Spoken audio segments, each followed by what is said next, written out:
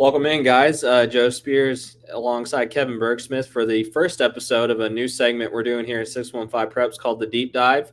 As you guys know, I'm very into college football recruiting. Kevin also very into college football recruiting and scouting. Kevin's going to be helping us out a lot this year with scouting some of the area's top players and talking a little bit about, what stands out about them, just kind of qualities, just kind of something different we're going to try here and see what you guys like. Kevin, first off, welcome. Happy to have you on board with us. Just tell the people a little bit about yourselves before we get started. All right. Thanks for having me. I have about 13, 14 years football experience.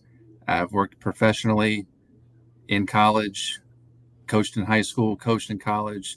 I've worked for Pro Football Focus and Sports Info Solutions doing analytics for the past 6 years.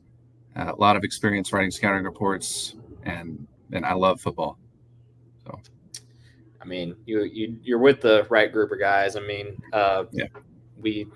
obviously we do basketball, but that time gap between December to last week, honestly, it's torture. It's torture.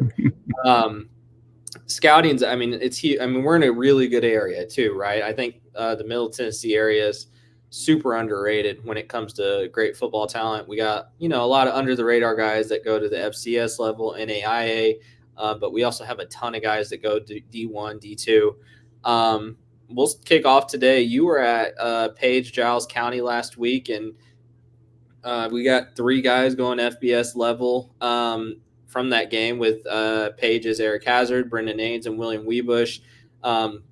Before we get into each player, just talk a little bit about what you saw at that game, maybe some standout things from those guys and maybe the rest of the team that really that caught your eye. Well, besides Page winning and in kind of in dominant fashion, they're just solid across the board. Offense looked great. Defense, obviously with the shutout, looked great. Special teams was very good as well. They look like a force to be reckoned with in 5A. And the environment was crazy. I'll say that. I was deaf leaving the stadium between the cowbells and the air horns. Like, that environment was nuts. They've really built that environment up the last couple of years. Coach Rathbone's built this program into a power in 5A. They're still trying to get that gold ball, but 3 straight state titles appearances. 2 really good games. The one in the middle, which would have been the guys we're going to talk about, their junior year or sophomore year, kind of that down year. But Page has just become a force, man. And that's a great environment. I go there. Chris and I were there last year for the Southwind game. You want to talk about fun high school environments? Oh my God, that play at the end where Hazzard gets the sack and then Southwind misses the field goal attempt. Just unbelievable environment. They know how to do it right over there. 3 really standout guys on this team. A lot of great players. Last year they had Ronan O'Connell, who ended up going to Clemson, but the junior group is what really stood out to a lot of us who watched this team. We'll start off with the first guy that came off the recruiting board as well, and Brenden Anes, Wisconsin commit. He committed back in January. Kind of off air, we were talking, that one kind of caught me off guard. I knew he had wanted to go to potentially Wisconsin, but he was looking at a couple different schools. 6'2", 220. Thing about Brenden Anes to me is a great kid on and off the field. I talked to him after the state championship game last year, and it's something I'll never forget. They lost that game, and he was crying, and I asked him, what sort of motivation does this serve going into your senior year? And he immediately just stopped crying, crying, got real serious. He's like, oh, this is the best motivation ever. We're going to win state next year. It's kind of scary. But for you, Brenden, he ended up, I believe, with 5 tackles, a tackle for loss, and a sack, one of the team captains this year. What did you see out of Anes last week that really caught your eye? Solid. His read and react was amazing. The sack that he had specifically, he wasn't supposed to blitz on the play, it didn't look like, and all of a sudden he saw the quarterback, pulled it and was running his way, made a beeline, and the quarterback was on the ground before he even knew what happened. Makes tackles all over the field. His range is fantastic. The power that he has when he hits an offensive player, they always fall backwards, and he's always falling forward on top of them. Uh, his speed is very good, athleticism, agility. He's just a solid linebacker prospect. They use him more of an edge in their 3-4 defense. He's like the strong side uh, linebacker, but they kind of move him around a little bit. He'll step out and cover a receiver. He'll be out in space when the offense tries to spread a little bit, go 3-by-1. But really, he's up on the line of scrimmage. But he's a versatile defender who's the key to their defense, and just very impressed with what I saw on Friday. You can really make an argument. I think we got some really good linebackers here in Middle Tennessee. Chris Thompson over at Lipscomb Academy comes to mind, but Brenden Anes really right there in that top 1 to 3 group of who the best linebackers are around here. I completely agree. I'm always really, really impressed with watching him on the field. It just seems the kid's got an eye for the ball. He won't make the flashiest of plays. I know in the clips he does have a pick six. He won't always do that, but he's always there to make the play, and that's kind of the theme with this Page defense, right? Like, they're not going to make the flashiest of plays, but they're going to make the plays that matter. And that's why Chris doesn't think they're going to allow more than 10 points a game this year. I tend to agree. I think they're going to shut out a lot of teams. It really starts right there with Brenden. I mean, he's a solid football player. I think maybe Eric Hazzard gets talked about a little more because he does make – if one of those guys is going to make the flashy plays, it's Hazzard. I mean, just the sacks in general. He's a beast up front. Really fun linebacker to watch. I'm excited to see him at Wisconsin. How do you maybe see his game translating to the next level? He'll be more of a Mike, probably a Will in the Big Ten, especially. Like a lot of these guys, they're in high school, they're going to have to put on weight. But he's got the height already for that position, and just his athleticism. He's going to be in space a lot more than up on the line of scrimmage.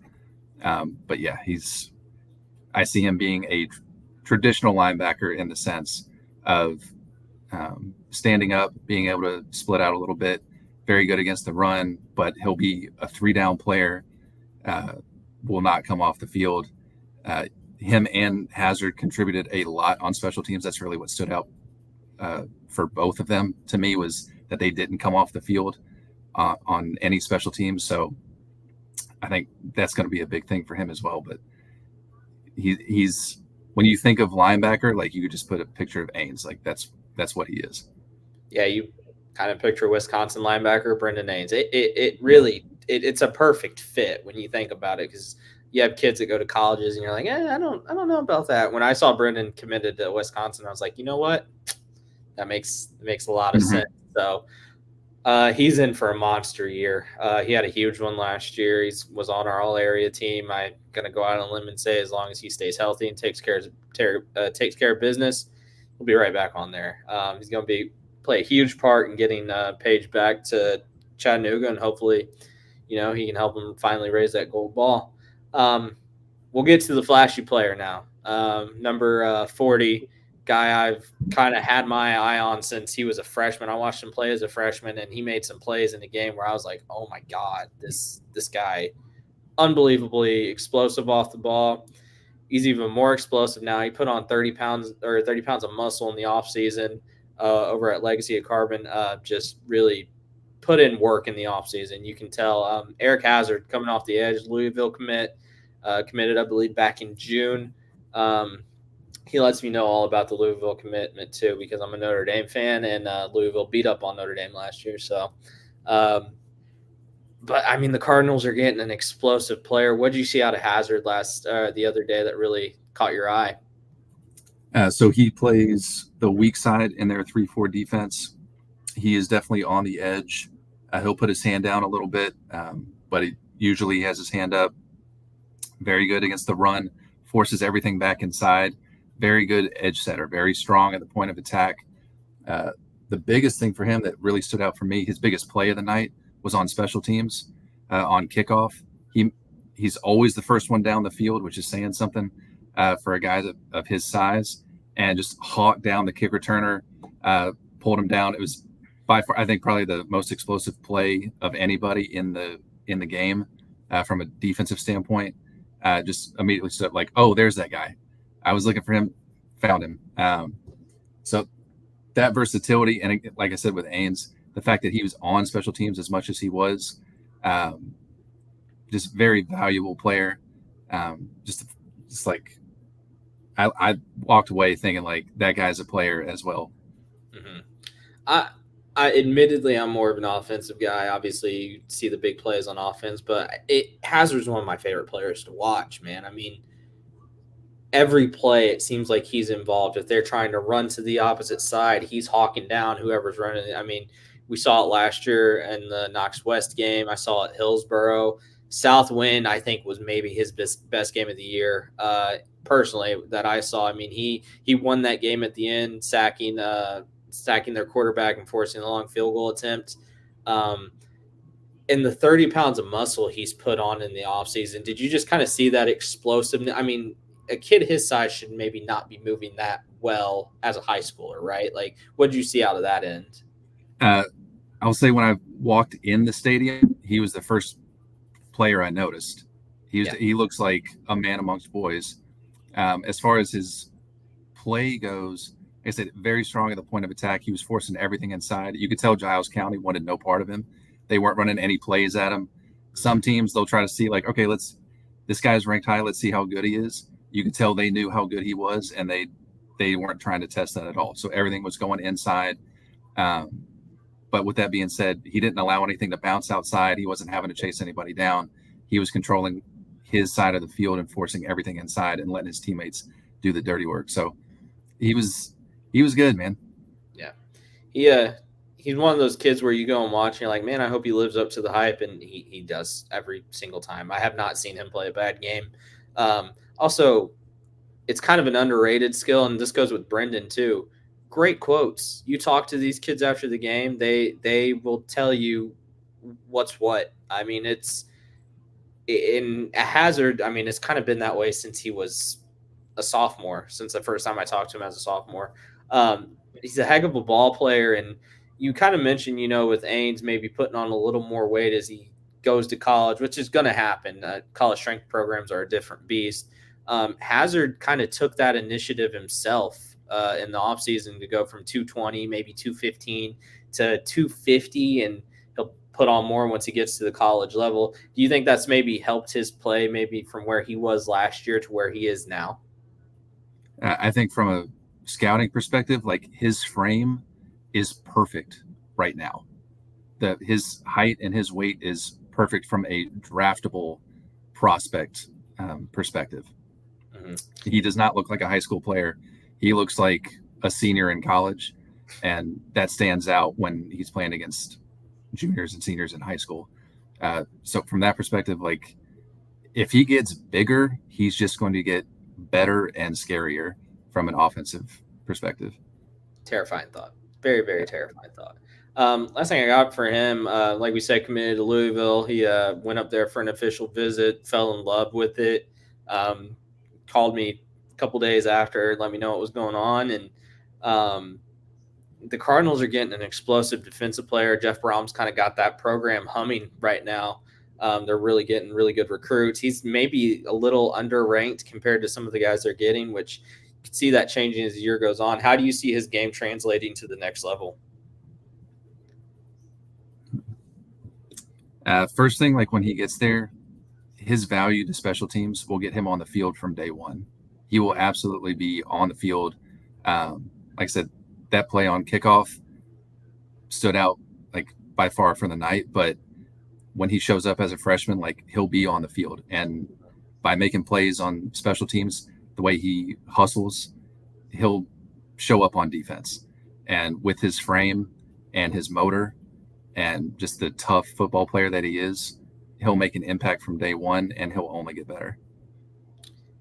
So we knew about these two guys going into last year. One guy that kind of broke on the scene and is now QB1 for the Patriots, but he's probably going to play cornerback, defensive back, some sort of back at the next level. William Wiebush, I'll let you get on what you saw out of him because you were really impressed with what you saw out of Giles County.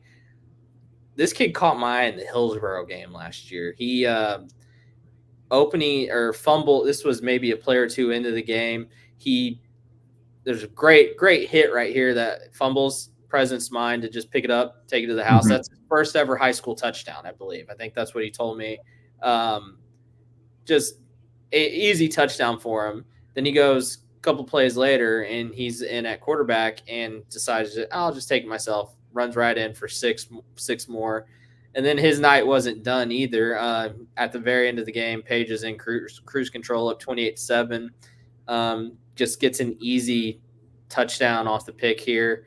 3 touchdown night for him. And since that game, the kid just exploded on the scene. I mean, he did this week in and week out throughout the year. It seems like anytime the ball was in his hands, he scored. I mean, he just did it on both sides of the ball. Arguably their best defensive back. I mean, this was in the state championship game. And this was huge. I mean, I believe this brought Page back within 2. Ultimately, they lose the game, but he's playing cornerback and quarterback for the Patriots this year. Committed to Memphis. I think he committed shortly before Hazzard committed to Louisville. He had a big game against Giles County. What did you see out of him week 1? I thought he was their most important player on both sides of the ball. He plays their free safety position. When they would roll their strong safety down, he was the guy staying back on defense, since that's what he's projected to play in college. Very smart. When he would roll down and cover guys in the slot, he would have the flats, and they try to trick him a little bit. They would bring the inside slot guy and try to get a flat route underneath, and he read it perfectly both times on opposite ends of the field and blew up the receiver. First time for a tackle. The second time was a pass defense. Could have been a fumble, maybe if there was replay. Definitely like the hardest hit of the night. Just the receiver did not know what hit him, what was coming. So from defensively, like his football IQ stood out to me. Just his read and react. He was in the right position at the right time. He was just playing on a much higher level IQ wise than what Giles County was expecting out of him, looked like. And then from offensive standpoint, he was their starting quarterback. They're in a spread offense. They were running the ball a little bit in the first quarter, and then second quarter they decided to let him take control. I want to say he had 16 dropbacks in the second quarter alone. Had a touchdown pass to the junior Knight Wilson, 33-yard post route, which looked amazing. And then he started doing it with his legs. Ended up with 2 touchdowns on the ground. The majority of that was through scrambles. When there wasn't a receiver open, he decided to do it himself with his legs. And he's not flashy. He's not making guys miss. He's not running over everybody. He's just faster than everybody else on the field. And honestly, he could have had a lot more yards if he wanted to, but he has the presence of mind to step out of bounds and not take unnecessary hits. So from that perspective as well, like he's smart. He knows what he's doing. He's in command of the offense. The 2 plays that really stood out to me were 2 plays that could have been terrible. There was a bad snap over his head. He calmly grabbed it, handed it off to the running back. And then there was another play where there was a mesh issue with the running back, and ball hit the ground and he fell on it. Both of those plays could have turned out a lot worse, or they could have affected another play later down the line, and he brushed him off, kept playing like nothing bad happened. And just the fact that he had a short memory and went on to the next plays, that stood out to me as well. William's a cool kid to me because, like, again, outside before the Hillsborough game, most of us had not really known about this kid. You know, he'd made some plays, and just the confidence that has grown from him from that game to where he is now. It's incredible to watch. And it's kind of along the same lines as Brenden Anes, Eric Hazzard, that you just watch these kids' confidence grow and they become better players because of it. I believe he trains with Hazzard over at Legacy, and he's just gotten better as a player. It's cool to see. We were really wondering what he would do at quarterback. And then Chris and I were at Antioch, Lebanon that night, and I saw that post route he threw to Knight Wilson for the touchdown. It was just a beautiful ball. I mean, it was right on the money. We never really saw him throw last year, and then we heard he was probably going to be QB1 going into the year. if he's humming like that, man, whew, I mean, they've already got the defense. If they can get the offense going, that's going to be big. He's fast. I mean, he's just a fast kid. I think at the Memphis camp he had gone to, I think I saw it was a laser 4.4 that he ran. Okay. I don't doubt it. At the high school level, that's pretty good. He's just got speed unlike anything else in that region in 5A maybe this year.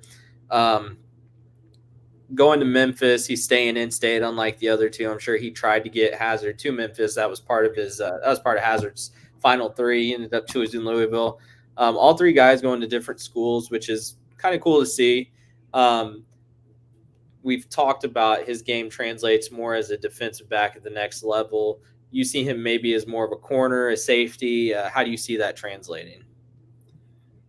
Right now, probably more as a safety, but he has the versatility to play corner. I said that the coaching staff trusts him to stay deep, which matters, but he also rolled down and made his biggest plays as a corner in the slot, which also matters. But the versatility of being able to play multiple positions, as well as the aptitude to play those positions as well and be on top of it. Like I could see him playing either, but I'd be more surprised if he was listed as a cornerback at the next level. I think he's a safety. Gotcha. I know this wasn't part of their notes, but I just wanted to ask because they do have another Power 5 commitment, Power 4 nowadays, RIP Pac-12. How many times did they punt the ball Friday night? Do you remember? I'm sure it wasn't a ton. I think it was once. Okay. They have a 5-star punter in Gavin Rush. He's going to Arkansas. I'm a big fan of his. I think he's an excellent punter, so I got to give the punter some love. Knight Wilson, I think he's going to be a stud. He's going to be a very, very good wide receiver. He's going to probably lead them in receiving this year would be my guess. He shined at times last year, and if he's taking that next step, that's only going to help this offense. So Page is good. Page has got some guys. They're gonna beat up on some teams this year.